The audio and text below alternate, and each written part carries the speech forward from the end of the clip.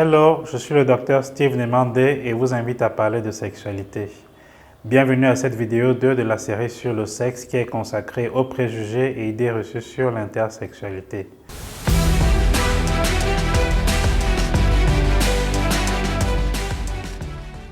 Nous avons récolté vos opinions à ce sujet puis donné la parole à un expert. Place au Vox Pop.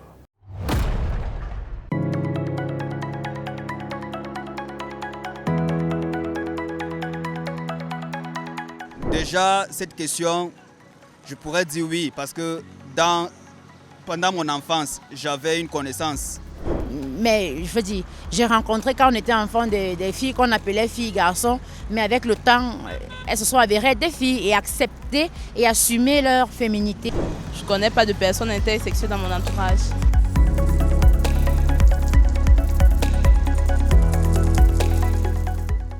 Du coup, moi je pense que ce sont des êtres humains, c'est Dieu qui les a créés comme ça, on ne peut pas les juger. Ce sont des êtres humains comme nous tous, bon, on ne peut pas les juger. Moi, je suis de ceux qui pensent que chaque individu a un seul sexe. Soit tu es un homme, soit tu es une femme. Un être humain, Dieu a créé l'homme et la femme. Dieu n'a pas créé un homme et une femme dans un seul corps. Donc il doit y avoir un homme et une femme. C'est ça que je pense. Je ne sais pas des personnes intersexuelles. En fait, les personnes intersexuelles, c'est une malformation, c'est une maladie qu'on doit remédier. On doit remédier à cette malformation parce que ce sont des personnes comme nous, mais qui naissent avec des malformations, un peu comme des handicapés. Je vais dire que c'est un handicap en fait. Donc on doit juste remédier à l'handicap pour qu'il soit comme une personne normale. C'est juste une maladie. Pour ma part, c'est juste une anomalie psychique. C'est un problème de non-sens. Parce qu'ils n'arrivent pas à assumer leur personnalité. Bref, ils ne savent pas qui ils sont au fond. Parce que les personnes intersexuelles, j'imagine qu'on parle aussi là de transgenre. J'ai pas mon mot à dire sur eux. Ils ont leur place dans la nature. Donc, leur comportement ne regarde que eux. Une créature humaine, elle a droit à une dignité. Moi, je n'ai rien contre ceux même qu'on appelle l'Inchele. Mais le fait qu'ils nous imposent des pratiques, pas bien.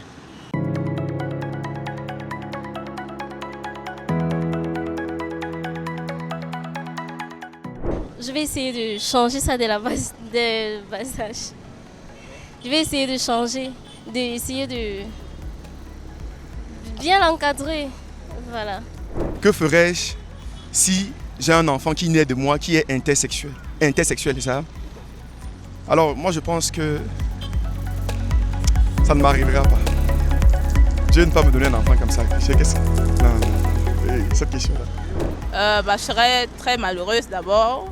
Et puis, je sais pas, je vais juste remettre tout entre les mains de Dieu. Et puis, on va voir si c'est possible d'y remédier.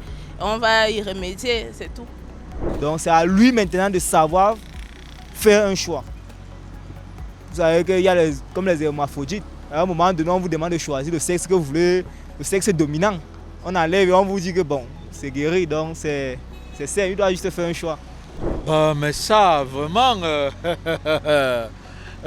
plaise à Dieu que cela n'arrive jamais. Parce que je crois que ce n'est pas le genre de situation qu'un parent aimerait vivre. Vraiment, je ne le souhaite pas. Il faut même chasser ça de votre tête là. Il ne faut pas supposer des choses comme ça.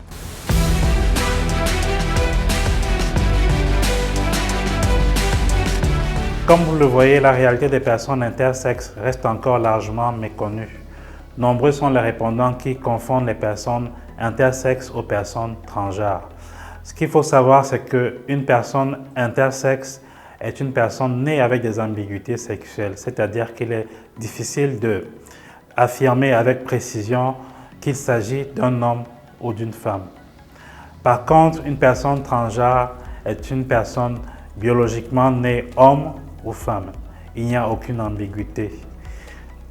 Mais ce sont des personnes qui ont l'impression d'être nées dans un mauvais corps. Un homme transgenre qui est un individu né avec un sexe féminin, mais qui s'identifie comme un homme, vous dira par exemple que dès son enfance, il n'était pas à l'aise à porter des robes ou des jupes. Il voulait plutôt porter des pantalons et jouer au football avec les autres garçons. Tandis que une femme transgenre qui est un individu né avec un sexe masculin, mais s'identifiant plus avec les normes liées à la féminité, aura des impressions contraires. C'est un individu qui a toujours voulu ou préféré les rôles masculins. L'autre constat que nous pouvons faire est que la moitié des répondants évoquent les notions de pathologie, anomalie, malédiction pour justifier le rejet, tandis que d'autres, souvent mieux informés, parlent de normalité, d'être humain comme tous les autres et prônent l'acceptation, voire le soutien et l'accompagnement des personnes intersexes. Nous avons donné la parole à M. Nickel Liwandi, directeur exécutif de l'association CAMFED, pour comprendre pourquoi les opinions sont si divergentes à ce sujet. Je suis Nickel Kamen Liwandi, je suis directeur exécutif à la CAMFED et consultant national sur les questions de JAS, SOGES et en santé publique, option santé communautaire.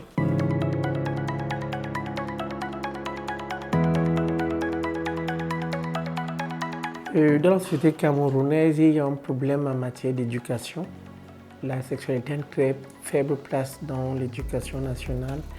Et même lorsque c'est évoqué, on reste dans les caractéristiques binaires de tout ce qui est connu. Donc du coup, il y a déjà cette base-là. La deuxième base, c'est la question du tabou. Les personnes intersexuées et toutes les personnes qui ne répondent pas aux caractéristiques binaires du masculin et du féminin sont des personnes qui créent des interrogations qui créent des tabous, des préjugés et très peu de personnes veulent évoquer cette approche-là. La troisième, c'est la quasi-inexistence ou bien la quasi-non-reconnaissance de l'existence de ces personnes dans les dispositifs légaux au Cameroun. Donc c'est très compliqué. Ce n'est pas de la faute de ces personnes s'ils ne connaissent pas, s'ils n'ont jamais entendu parler de personnes intersexuées. Et peut-être pour compléter, de manière populaire, si vous posez la question, avez-vous entendu parler de personnes hermaphrodites, il y aura plus de personnes qui vous répondront par l'affirmative plutôt que de personnes intersexuées.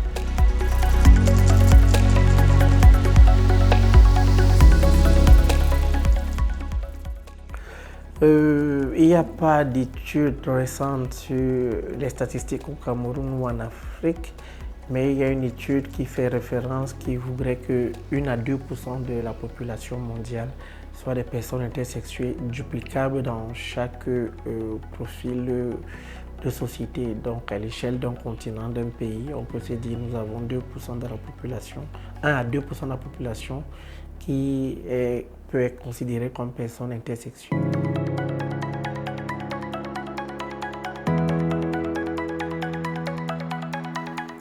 Selon le type de caractéristiques, parce que l'intersexuation prend en compte plusieurs types de caractéristiques, vous pouvez être totalement nègre et vieilli sans savoir que vous êtes intersexué. Ça veut dire sur le plan visuel, vous avez les caractéristiques sexuelles bien définies sur le sexe biologique, sur l'aspect morphologique, sur le sexe morphologique. Vous avez des caractéristiques bien déterminées sur l'aspect peut-être endocrinien ou bien sur l'aspect des gamètes.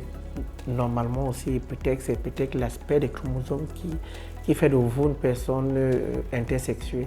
Vous pouvez vivre toute votre vie sans jamais savoir, mais pour les rares types, on va dire une personne sur 500 parmi les personnes intersexuées, il y a cette dysphorie au niveau du sexe biologique. Et on a des personnes qui ont cette ambiguïté au niveau du sexe biologique. Ces personnes-là naissent Et dès la naissance, le cercle familial connaît que ces personnes sont des personnes intersexuées. Et généralement, c'est des personnes qui créent le questionnement parce que les parents ne savent pas comment déterminer le rôle sexuel. Et c'est important dans nos sociétés. Dès qu'un enfant naît, on commence à les être en bleu ou en rose. Et ainsi de suite, il y a un parcours de vie qui est fortement rattaché au sexe.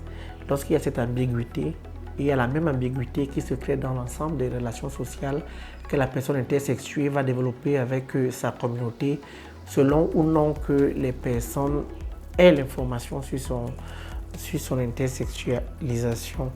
Et généralement, c'est des personnes qui sont victimes de stigmatisation, qui sont victimes de préjugés et qui sont victimes de discrimination, notamment lorsque les caractéristiques sexuelles secondaires apparaissent, notamment les seins, le bassin, la barbe, tout ce qu'on connaît. Ça crée beaucoup plus d'ambiguïté. Si vous avez été éduqué par votre parent comme étant un jeune garçon et qu'à la puberté, il y a une masse mammaire qui sort, il y a une voix qui s'affine, il y a la pomme d'Adam qui ne sort pas et ainsi de suite. Vous pouvez un peu comprendre, vous avez un rôle social, un rôle déjà qui est un rôle masculin, mais avec des caractéristiques féminines qui commencent à secondaire, qui commencent à faire effet. Donc c'est réellement ça le quotidien des personnes. Donc ça dépend de la typologie de la personne intersexuée. C'est de quel type d'intersexuation on a affaire.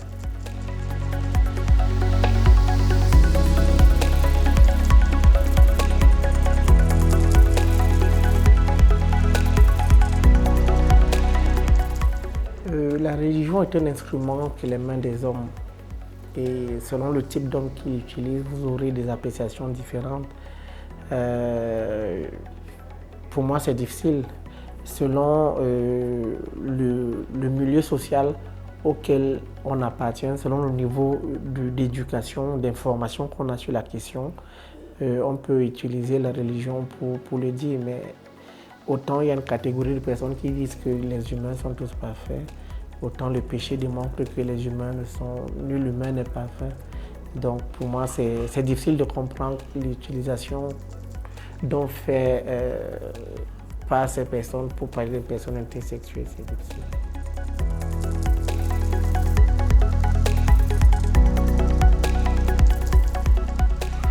La première chose, c'est de leur donner une existence légale. C'est la première chose. Lorsque vous avez une existence légale, il y a un ensemble de dispositifs sur tous les aspects de la vie sociale et de la vie administrative qui peuvent être pris en compte pour vous faire résister. Donc il faut commencer par les faire résister de manière légale. La possibilité pour les parents d'avoir l'option indéfinie afin de voir quelles sont les caractéristiques, ou bien laisser à l'enfant l'âge de détermination pour déterminer quel rôle sexuel il veut adopter ou pas, parce qu'il y a des personnes qui grandissent et sont confortables avec cet aspect de leur identité et de leur personne. Donc c'est la première des choses. La deuxième des choses, c'est avoir une réponse pour les parents et les familles. Il faut avoir une réponse médicale, il faut avoir une réponse sociale, il faut avoir une réponse psychologique pour les parents parce que beaucoup ne sont pas préparés au choc que ça peut être d'avoir un enfant déclaré intersexué. Donc il faut avoir cette réponse. Et un autre élément qui serait important, c'est d'éduquer les populations pour que les gens sachent ce que c'est qu'une personne intersexuée. Je pense que si on éduque plus les personnes, on aura moins de préjugés, moins de stigmatisation, moins de discrimination vis-à-vis de ces personnes intersexuées. Et peut-être les avis religieux contradictoires sur la perfection ou la non-perfection de certains humains pourraient changer avec plus d'éducation.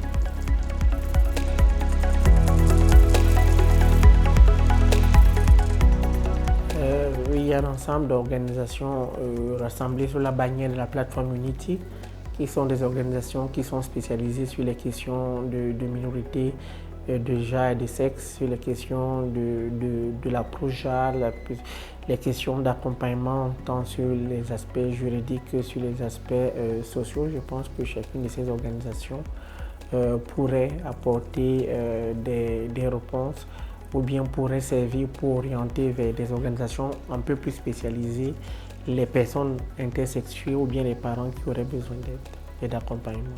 On peut prendre à Yaoundé des organisations telles que CAMFED ou bien Humanity First Cameroun qui peuvent apporter des réponses satisfaisantes aux parents ou aux personnes intersexuées qui auraient besoin d'aide. À Douala, on pourrait prendre des organisations telles que Alternative Cameroun ou bien une organisation à Douala qui peuvent apporter des réponses. Et dans la ville de Bafoussam, vous pouvez vous référer à l'organisation Colibri.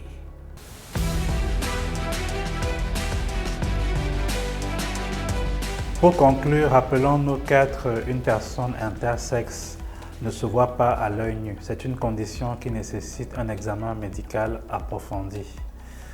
Ce sont des êtres humains comme nous tous qui ont des particularités anatomiques ou biologiques comme certains d'entre nous.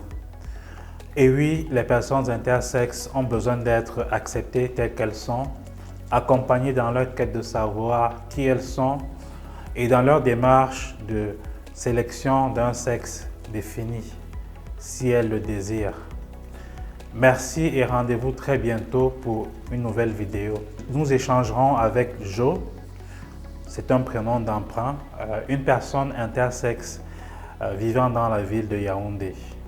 Merci de liker, commenter et partager.